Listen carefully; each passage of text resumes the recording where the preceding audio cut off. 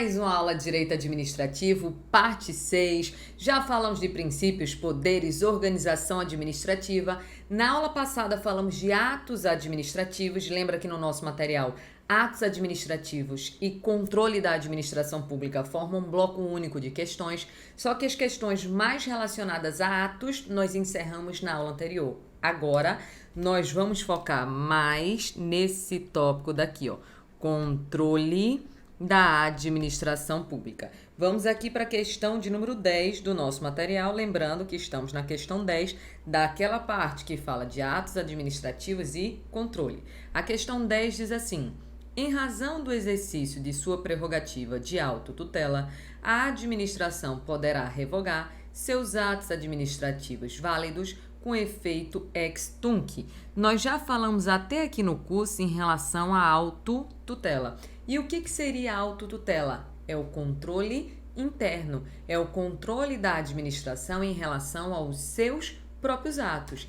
E em relação aqui a este controle interno, que na sua prova aparece como autotutela, eu até já sugeri a leitura da súmula 473 do Supremo Tribunal Federal, que ela diz que a administração, em relação aos seus próprios atos, a administração tanto vai poder anular os seus atos, quanto vai poder revogar. Aí você olha para mim e diz: mas professora, no edital, na parte de atos administrativos, não pede revogação e anulação. Só que no seu edital foi solicitado o tópico controle da administração pública. E essa parte de revogação e anulação deve ser estudada também dentro desse tema. E quando é que a administração vai anular e quando é que a administração vai revogar? Tanto a anulação quanto a revogação são formas de extinção desse ato. O ato vem a ser extinto. E por que o ato ele vem a ser anulado? Porque ele não respeitou a legalidade. E por que um ato vem a ser revogado? Porque, apesar de válido, esse ato não é mais conveniente, não é mais oportuno. Então, é assim, ó.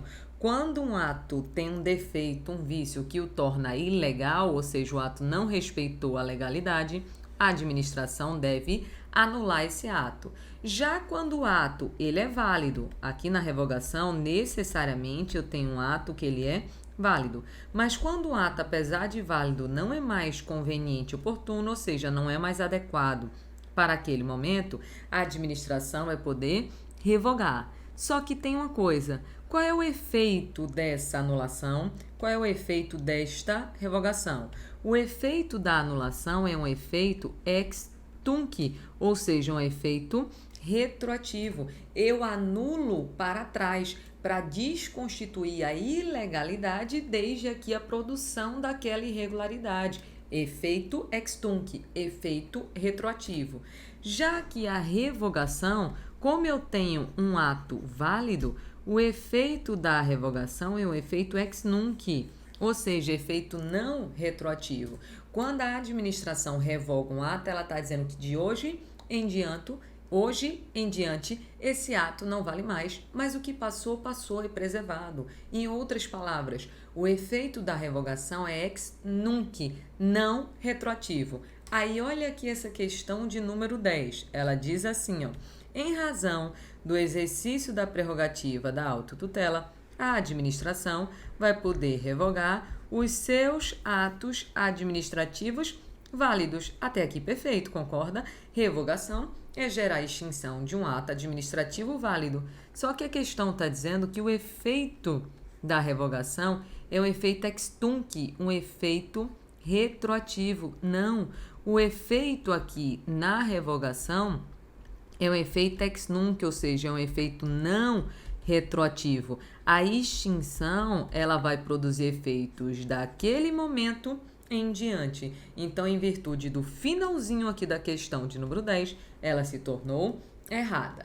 Vamos à próxima questão, questão de número 11, que diz o seguinte, ó: o ato administrativo discricionário não é passível de controle judicial. Por parte, controle judicial, quando o juiz ele exerce um controle em relação aos atos praticados pelo administrador, Veja que esse controle é um controle externo, é o controle de um poder em relação ao outro, controle do poder judiciário, aqui, por exemplo, em relação a atos do poder executivo. E esse controle judicial só vai ser um controle de legalidade, ou seja, o que o juiz vai verificar é se aquele ato praticado pelo administrador, ele é válido ou inválido. O juiz, ele não se mete no mérito, ou seja, ele não vai analisar a conveniência e oportunidade daquele ato. Quando o Poder Judiciário analisa um ato praticado pelo administrador, o que ele vai fazer é verificar se aquele ato respeita a legalidade ou não. Ele faz um controle externo de legalidade. E tem uma coisa, o administrador pode ter praticado um ato vinculado ou o administrador pode ter praticado um ato discricionário. Qual é a diferença do ato vinculado para o ato discricionário? Veja que até pelo princípio da legalidade, todo ato deve respeitar a lei. A diferença entre um ato vinculado e um ato discricionário é verificar se vai ser possível o administrador fazer escolhas sim ou não. Quando não é dada ao administrador a opção de fazer escolha, estamos diante de um ato vinculado. Quando o administrador pode fazer escolhas para verificar a conveniência e oportunidade, estamos diante de um ato discricionário. Aí olha o ponto-chave agora. Quando eu vou analisar se o ato foi feito de acordo com a lei, veja que tanto o ato vinculado quanto o ato discricionário devem ser feitos de acordo com a lei.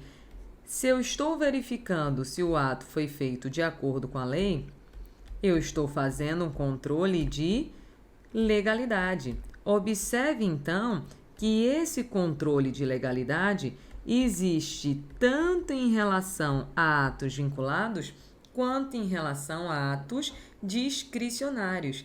E esse controle de legalidade, só para a gente já deixar escrito e organizado aqui, pode ser um controle tanto interno, ou seja, a própria administração pode verificar a legalidade dos seus atos, como pode ser um controle externo, por exemplo, o Poder Judiciário analisando o ato praticado pelo administrador. Da mesma forma aqui, tanto o ato vinculado quanto o ato discricionário, eles podem sofrer controle de legalidade. Controle de legalidade esse que pode ser feito pela própria administração, controle interno, ou feito, por exemplo, pelo Poder Judiciário, que vai ser um controle externo. Agora, quando eu analiso se aquilo que o administrador produziu foi uma boa escolha, eu verifico simplesmente se o ato é conveniente, se o ato é oportuno, estamos diante do chamado controle de mérito. E o controle de mérito, ele só pode ser um controle interno, ou seja, só cabe à própria administração verificar a conveniência e a oportunidade. Aí vamos voltar aqui na questão. O ato administrativo discricionário não é passível de controle judicial, ou seja, o juiz não pode analisar um ato discricionário, pode? Pode verificar se esse ato discricionário respeitou ou não respeitou a lei. O que o juiz vai fazer é um controle de legalidade. O Poder Judiciário não vai poder analisar o mérito, as escolhas, ou seja, a análise de conveniência e oportunidade desse ato discricionário. Mas ele pode sim verificar se aquele ato discricionário ele respeitou a lei. Quando a questão disse que o ato discricionário não é passível de controle judicial, isso tornou a questão errada. Fechada a questão de número 11, vamos aqui à questão de número 12, que diz o seguinte, o controle judicial dos atos administrativos é restrito a aspectos de legalidade, sendo vedada a análise de mérito administrativo pelo Poder Judiciário. Nós acabamos de falar isso, o controle judicial em relação a atos do administrador, já sabemos que é um controle externo, controle de um poder em relação ao outro. E esse controle é restrito à legalidade. porque é proibido o juiz analisar o mérito. E o que é analisar o mérito? É analisar a conveniência e oportunidade, porque só cabe ao administrador analisar se aquele ato é ou não é conveniente e oportuno. Até porque se o juiz pudesse interferir dessa forma, dizendo ao administrador qual escolha ele deve tomar, como ele deve agir, o que é mais conveniente, o que é mais oportuno, isso iria ferir a separação dos poderes e não pode ser feito. Logo, existe a possibilidade, em resumo aqui, existe a possibilidade de existir um controle judicial em relação a atos praticados pelo administrador? Sim, só que esse controle é apenas um controle de quê? De legalidade. O que o juiz vai verificar é se o ato respeita ou não respeita a lei. Ele não se mete na conveniência e na oportunidade, ou seja, no mérito, nas escolhas do administrador, assim como foi dito na questão de número 12. Por isso que a questão de número 12 é uma questão que está certíssima. Fechada a questão de número 12, vamos aqui à questão de número 13, que diz o seguinte, ó.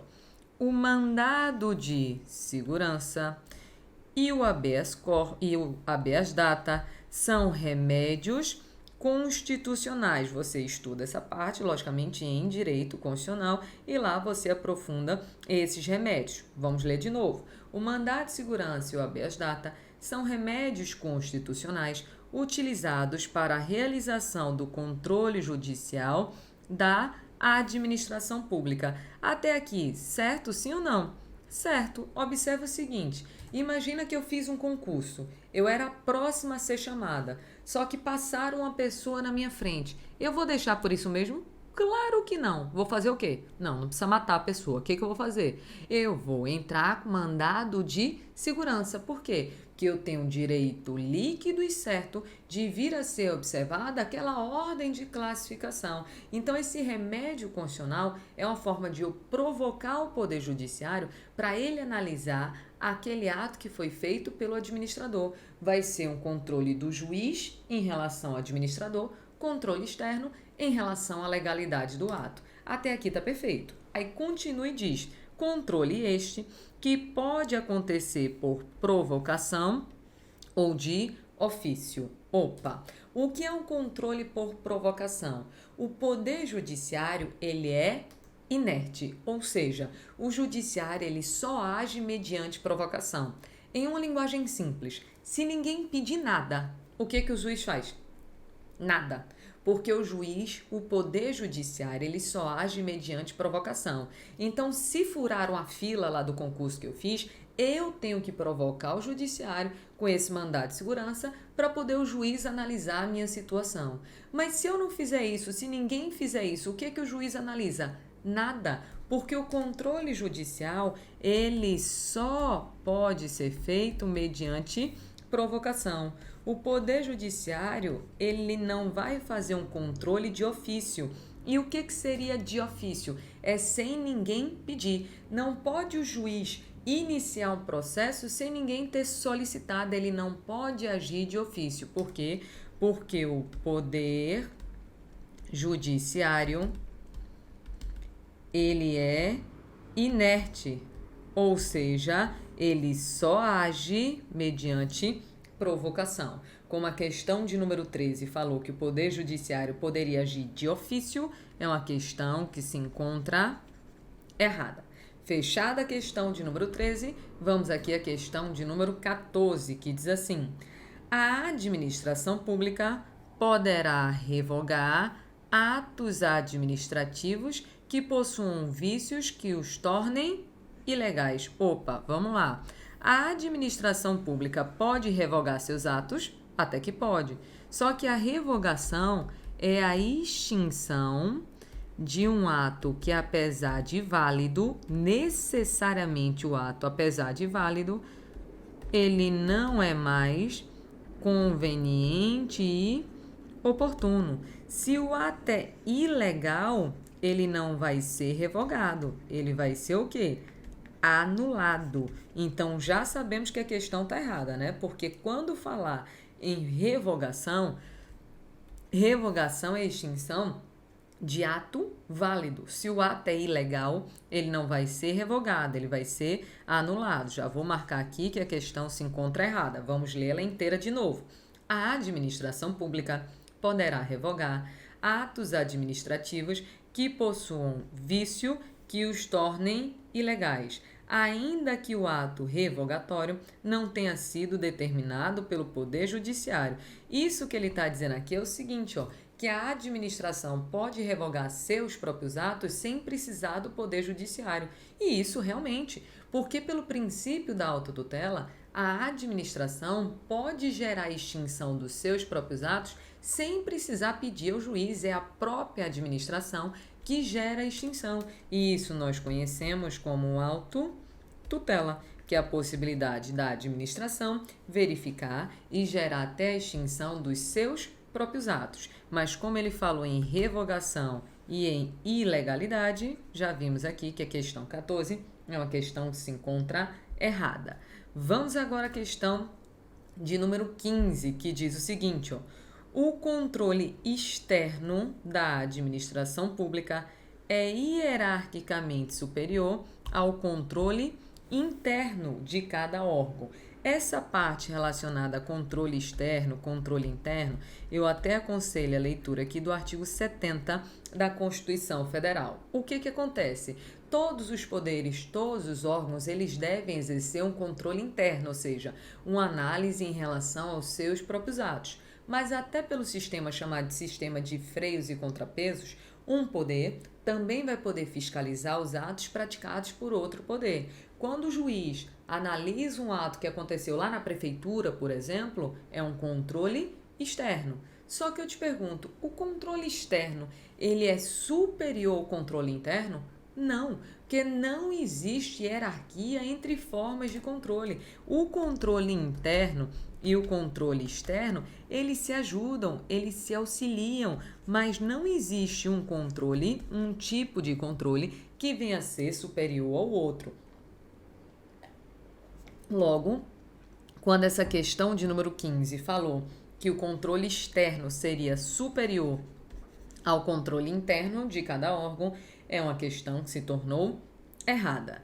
Vamos agora à questão de número 16, que diz o seguinte, ó: a supervisão ministerial exercida sobre as autarquias é exemplo de controle administrativo e hierárquico. Essa questão aqui, nós na verdade já estudamos esse tópico lá no assunto de organização administrativa. Imagina o seguinte exemplo. Imagina que eu tenho aqui a União. Lembra que União é uma pessoa que pertence à administração direta. Aí lá na União eu tenho os ministérios. Eu tenho aqui os ministérios. Aí a União foi lá e criou uma autarquia federal.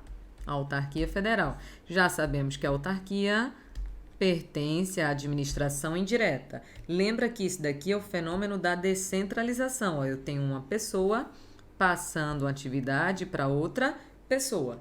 E lembra que quando a União tem seus ministérios, aqui é desconcentração, que eu tenho uma pessoa repartindo as suas funções entre os seus órgãos. Aí na aula de organização administrativa nós falamos o seguinte, ó: pode esse ministério exercer um controle em relação aos atos praticados por essa autarquia, sim ou não? Sim. Só que tem uma coisa, o nome desse controle vai ser controle hierárquico? Lembra para mim? Não. Por que não?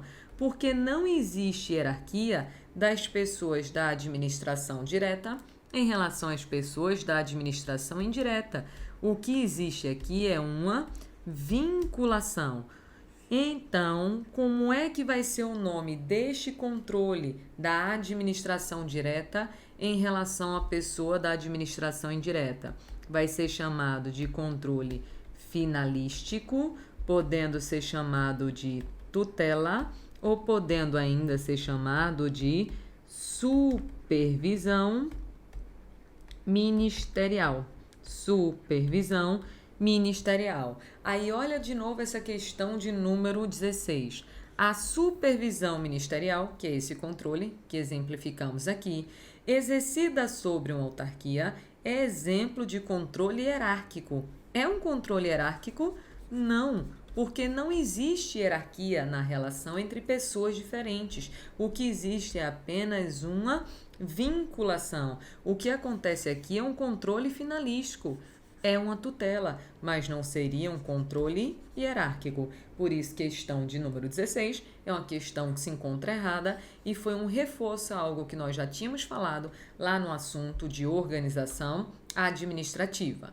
Caminhando, vamos aqui à questão de número 17. Diz assim, ó: conforme a classificação das formas de controle administrativo, ao realizar a auditoria de despesas efetuadas pelo Poder Executivo durante a execução do orçamento, o Tribunal de Contas exerce controle externo e concomitante. Só uma coisa: o Tribunal de Contas faz parte de qual dos três poderes? Legislativo, Executivo ou Judiciário? Nenhum dos três, tá certo? O Tribunal de Contas, ele vem a ser aqui um órgão independente que auxilia o poder legislativo nesse controle externo. Então, realmente, o Tribunal de Contas vai fazer um controle externo. Aí, olha o que ele diz: o Tribunal de Contas vai realizar uma auditoria das despesas durante a execução do orçamento. Quando ele diz aqui durante a execução do orçamento, está dizendo que o Tribunal de Contas vai fiscalizar os atos do Poder Executivo, é um controle externo, e essa fiscalização, como acontece durante a execução do orçamento, ela é concomitante, ou seja, ao mesmo tempo em que os atos vêm sendo praticados, vai existir também a fiscalização. Questão de número 17 é uma questão que está super certa. E cuidado com isso daqui. Tribunal de Contas não faz parte de nenhum dos três poderes. É um órgão independente que auxilia o Poder Legislativo nessa parte de fiscalização em relação ao aspecto contábil, financeiro, orçamentário. Fechada a questão 17, vamos à última questão deste bloco de atos administrativos mais controle. Questão da Polícia Federal aqui, ó. Diz assim: a fiscalização contábil, orçamentária, operacional e patrimonial da administração pública federal sob os aspectos de legalidade, legitimidade e economicidade integra o controle externo exercido pelo Poder Legislativo Federal com auxílio do Tribunal de Contas da União, ou seja, o Tribunal de Contas da União vai auxiliar o Poder Legislativo Federal, veja, ele não faz parte, ele auxilia o Poder Legislativo Federal neste controle externo em relação à parte contábil, orçamentária, operacional e patrimonial da administração pública federal. Esta questão daqui, ela é pautada no artigo 71 da Constituição Federal, que vai bem falar aqui dessa parte do Tribunal de Contas. E como o seu edital pediu esse tópico relacionado à fiscalização pelo Poder Legislativo, eu aconselho aqui a leitura em relação também a essa parte do Tribunal de Contas. Questão de número 18 é uma questão que está super certa. Lembra que o Tribunal de Contas vem a ser um órgão independente que vai auxiliar o Poder Legislativo nesse controle externo relacionado à fiscalização contábil, orçamentária, operacional e patrimonial. Com isso, fechamos o bloco de questões de atos administrativos mais controle. Fizemos aqui 18 questões relativas a este assunto, estes assuntos, no plural. E agora, vamos a mais um assunto do seu edital. Assunto 6. Só reforçando, já falei 1000 vezes, não estou seguindo a ordem do seu edital, mas uma ordem mais lógica para os estudos. Assunto 1 foi princípios, assunto 2 foi poderes administrativos, assunto 3 foi organização administrativa, assunto 4 foi atos administrativos, assunto 5 foi controle e o assunto 6 é um assunto queridinho de provas de área de segurança pública, que é esse tópico daqui, ó. Responsabilidade civil do Estado. No seu edital ele fala um monte, né? Diz responsabilidade civil do Estado no direito brasileiro, responsabilidade por ato comissivo. O que é um ato comissivo? É responsabilidade civil do Estado por um dano causado por uma ação, responsabilidade do Estado por omissão. Sim, o Estado também pode vir a ser responsabilizado em virtude da sua omissão, requisitos para existir a responsabilidade civil do Estado e excludentes e atenuantes da responsabilidade do Estado. Desse tema daqui, ó, é imprescindível mesmo, a leitura do artigo 37, parágrafo 6º da Constituição. Esse artigo 37, parágrafo 6º, ele é a base do estudo da responsabilidade civil do Estado. E só para você lembrar, o que ele diz? Diz que as pessoas jurídicas de direito público e as pessoas de direito privado prestadoras de serviço público respondem pelos danos que seus agentes, nessa qualidade, causarem a terceiros, assegurado o direito de regresso nos casos de dolo ou culpa. Veja que é um dispositivo só, mas ele fala quem é considerado Estado, que são as pessoas de direito público e as de direito privado prestadoras de serviço público, disse que o Estado responde pelos atos de seus agentes, que é a base do estudo da responsabilidade objetiva, e ainda falou na possibilidade de o Estado entrar com ação regressiva contra aquele agente público que atuou de maneira dolosa ou culposa. Imprescindível a leitura aqui do artigo 37, parágrafo 6º da Constituição. E agora vamos começar com as questões desse tópico. Questão de número 1 diz assim: a responsabilidade civil das pessoas jurídicas de direito público pelos atos causados pelos seus agentes é objetiva, enquanto a responsabilidade civil dos agentes ela é subjetiva. Eu gosto sempre de fazer um esquema para poder ficar bem fácil a visualização. Observa o seguinte, ó. Imagina que aqui tem um particular. Esse particular, ele sofreu um dano. Quando ele sofre um dano e ele quer processar, primeira coisa, ele processa o servidor que causou o dano ou o Estado? O Estado, porque é o Estado que responde pelos atos praticados pelos seus agentes. Professora, o particular pode processar o Estado mais o agente? Não, ele processa só o Estado. O STF até chama isso de tese da dupla garantia, ou seja, o particular processa o Estado e depois o Estado se volta contra o seu agente. Então, o particular vai processar aqui o Estado. E quem é considerado Estado? Pessoas jurídicas de direito público e de direito privado, prestadoras de serviço público. Quando o Estado aqui é acionado, é porque o particular quer ser indenizado de algum dano que ele sofreu. Tanto que essa ação do particular contra o Estado vai ser chamada de ação de indenização. Nessa ação de indenização, o que o particular tem que comprovar que existiu para ter direito a receber essa indenização? Ele tem que provar que existe um ato, que esse ato lhe causou um dano, que entre ato e dano existe nexo causal, mas aí eu te pergunto, o particular nessa ação de indenização precisa provar que o Estado, que o agente atuou de maneira dolosa ou culposa? Não, porque a responsabilidade do Estado é a tal da responsabilidade objetiva, ou seja, para existir a responsabilização do Estado, basta existir a comprovação de um ato, de um dano causado e que entre ato e dano existe nexo causal. Não precisa o particular comprovar atuação dolosa ou culposa por parte do poder público. Só que aí, quando o Estado paga a indenização particular, para o particular, problema resolvido, mas para o Estado não. O Estado agora, já que ele gastou um dinheiro, ele quer tentar ser ressarcido. Aí o Estado pode se voltar contra o seu agente. O servidor, por exemplo, causador do dano. Quando o Estado se volta contra o seu agente, é porque o Estado quer ser ressarcido do gasto que teve. É por isso que o nome dessa ação é chamada de ação regressiva. Se o Estado está entrando com ação regressiva, é porque ele foi condenado na ação de indenização.